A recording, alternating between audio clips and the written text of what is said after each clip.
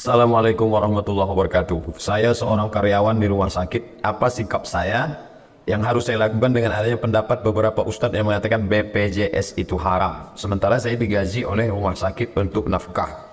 Ada yang dalam Quran, dalam hadis tidak terbantahkan. Hukum tekstual. Contoh, as-sariqu pencuri laki-laki, was-sariqatu pencuri perempuan, potong aydihuma, potong tangannya. Itu tidak bisa dibantah.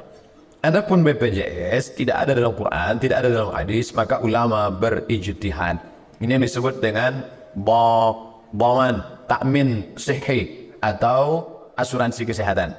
Mengenai asuransi ada dua pendapat ulama dikumpulkan oleh mufti Mesir. Yang pertama, kata dia haram karena ada gambling, judi, ketidakpastian. Sedangkan pendapat yang kedua mengatakan boleh karena di dalamnya ada ta'awun, tolong menolong. Nah, Bapak, ya Ibu yang bertanya ini condongnya kemana? Kalau dia mengatakan saya lebih cenderung pada mengatakan halal, saya pilih pendapat yang ini karena ada unsur tolong menolongnya, maka halal lah hasilnya. Tapi jangan bersilang, menurut saya BPJS ini haram Pak Ustadz, tapi hasilnya halal. Itu tidak bisa. Maka pilih pendapat yang membolehkan, maka hasilnya halal. Bisa memang yang satu masalah itu hukumnya dua, ya, itu maka pelajari fikih perbandingan mazhab. Saya selalu menyampaikan kalau ada satu masalah bisa dua hukum, bisa tiga hukum, bisa empat hukum.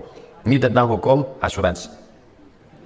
Kalau suami istri cerai sudah 10 tahun, kemudian salah satu dari mereka mendapat pasangan baru, sebenarnya itu termasuk jodohnya atau apa Pak Ustaz? Apakah istri sebelumnya itu jodohnya juga?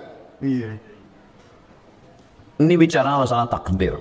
Tidak ada yang tahu apa takdir akan terjadi di masa akan datang. Kita hanya disuruh berusaha berdoa. Wasyawirhum fil amri musyawarah. Fa idza azamta tekad. Wa tawakkal 'ala Allah, tawakkal. Kamu tanya dulu tentang orang ini, baik apa tak baik? Fit and proper test. Oh dia baik. Fa idza azamta, kalau kau sudah tekad istiqarah, fa tawakkal 'ala Allah, nikahi. Terjadi sesuatu yang tidak diinginkan. Oleh sebab itu dalam hidup ada pilihan. Ada yang bisa dipilih, ada yang tidak. Contoh, lahir sebagai orang Melayu, itu kita tidak pernah memilih. Lahir sebagai orang Jawa, orang Batak, orang Minangkabau, itu bukan pilihan. Allah memilihkan. Tapi untuk datang dalam acara penggalangan dana ini, kita memilih. Datang atau tak datang. Tidur di rumah sampai zuhur atau datang ke hotel pangeran. Pilihan. Saya antara memberikan tausiah berdiri atau duduk, maka ada pilihan. Takdir itu ada dua. Ada pilihan, ada yang tak bisa memilih. Maka kata Syekh Sa'id Ramadan Al-Buti, al-insan bainal musayyar wal mukhayyar. Manusia antara memilih dan dipilihkan. Menjadi orang Indonesia bukan pilihan kita, Allah memilihkan. Makanya ada rukun iman yang keenam, percaya kepada takdir buruk, takdir baik. Tapi ada saatnya kita memilih antara makan atau tidak makan, antara menikah atau tidak menikah.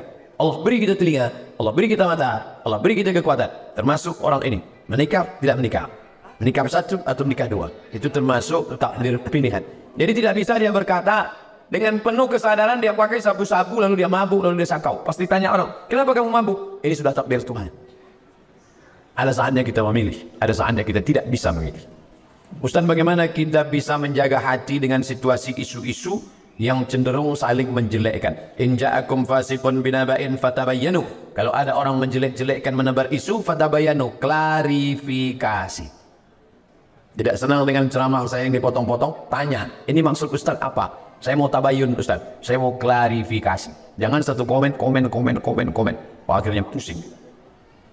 Bagaimana cara menyimpan harta kita berupa uang jikalau hampir semua bank telah riba? Bank syariah. Ustaz di mana? Bank syariah Mandiri, Bank Riau Kepri Syariah, Bank BRI Syariah. Gaji saya ditransfer dari UIN ke BRI Syariah. Kalau kita sholat berjamaah, waktu rakaat terakhir menjelang salam kita buang angin, apakah kita masih dapat pahala sholat berjamaah? Innamal a'malu binniyat. Orang mendapatkan sesuai dengan niatnya dan dia tidak bisa. Jangan ditahan. Ini ada orang menahan sampai biru mukanya gitu. Buang angin, habis itu dia keluar ambil wudu, balik lagi orang sudah salam, dia dapat pahala sholat berjamaah. Bersentuhan dengan yang bukan mahram berdosa. Bagaimana kami tim tenaga kesehatan dalam bertugas? Darurat. Pakai hukum darurat. Ad-darurat tubihul mahzurat. Yang darurat membolehkan yang terlarang. Karena hukum darurat tingkat tinggi. Ada pasien, tolonglah saya Pak, mohon maaf kita tak mahram. Mati kan ya? Wanita sebaiknya tidak memandang laki-laki. Pada saat menerima pasien, saat pasien menceritakan keluhannya, tentulah kami memandang wajahnya, matanya. Bagaimana hukumnya Pak Ustaz? Bedakan antara kondisi normal dengan kasuistik, dengan hajat, maslahat. Adapun antara pasien dengan dokter, ini bukan kasus normal, ini kasus hajat. Ada maslahat, ada kepentingan, ada keperluan, ada kebutuhan, emergensi. Termasuk sholat berjamaah. Bagaimana dengan dokter yang operasi sampai 7 jam?